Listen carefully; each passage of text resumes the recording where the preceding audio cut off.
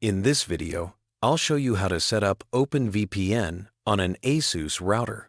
Before we dive in, use the link in the description to try NordVPN if you want a quick, reliable alternative for router-level VPN.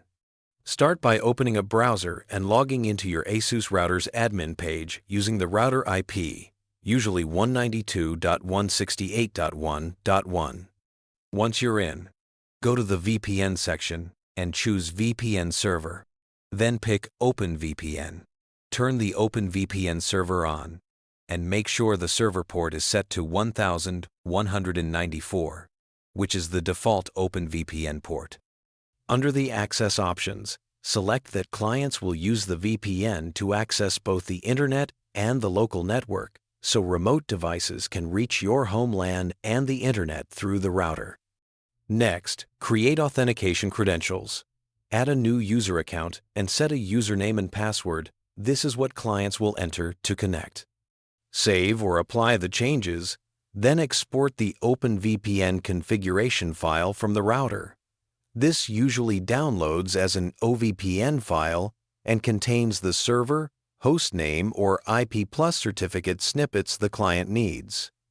If your public IP address is dynamic, it changes periodically. Set up dynamic DNS on the router before editing the config.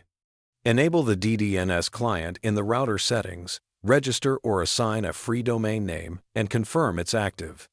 Open the exported OVPN file in a text editor and replace any hard-coded public IP with your new DDNS domain, so clients will always reach your router, even if the IP changes. Save the edited OVPN. Now, prepare a client machine. Download and install the OpenVPN client for your platform. For Windows, use the official OpenVPN Connect or the OpenVPN GUI. Copy the OVPN file into the client's config folder. On Windows, that's usually the OVPN config folder, or import it in the client app. Run the OpenVPN client with administrative rights so it can create routes and interfaces.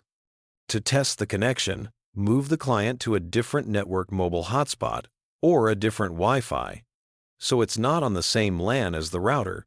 Then launch the VPN and connect. When prompted, enter the username and password you created on the router.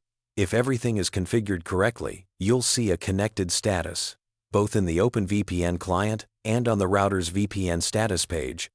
And the client will be able to access your home network and route internet traffic via your router.